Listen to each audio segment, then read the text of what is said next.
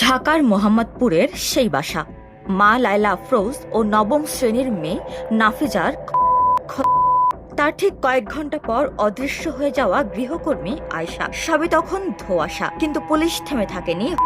পর ঘাতক পালিয়েছে। বোরখার আড়ালে ঢাকা তার চেহারা, মোবাইল অফ, কোথাও নেই কোনো ট্রেস। তারপরও সেই গৃহকর্মী আয়েশা কিভাবে পুলিশের হাতে ধরা পড়লো জানেন? মাত্র ছোট্ট একটি ক্লু। আর সেই সূত্র ধরেই ৪৮ ঘন্টার মধ্যেই পুলিশ টেনে তুলল ভয়ঙ্কর সত্যের মুখোশ।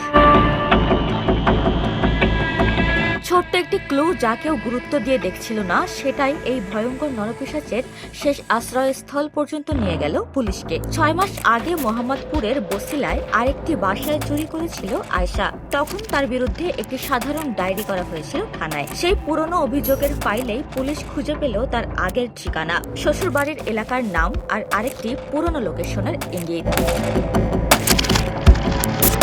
এরপর শুরু হয় শ্বাসরুদ্ধকর অনুসন্ধান। মোবাইল ট্রেস নেই, চেহারা শনাক্ত নেই, শুধু প্যাটার্ন অনুসরণ। আর সেই প্যাটার্নে পুলিশকে শেষ পর্যন্ত নিয়ে যায় ঝালকাঠির নলসিটিতে তার শ্বশুর বাড়ি থেকে গ্রেফতার করা হয় তাকে। আর তখনই দেখা যায় তার বাম হাতের তালু ব্যান্ডেজ করা, যা স্পষ্ট করে সময় সে নিজেও পেয়েছিল সেই হাতে।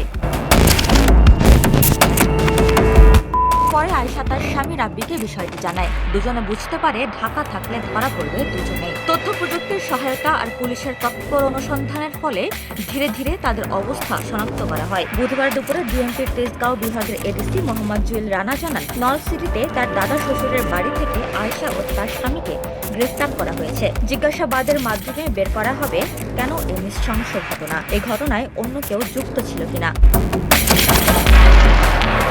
ডেস্ক রিপোর্ট, সোনালী নিউজ।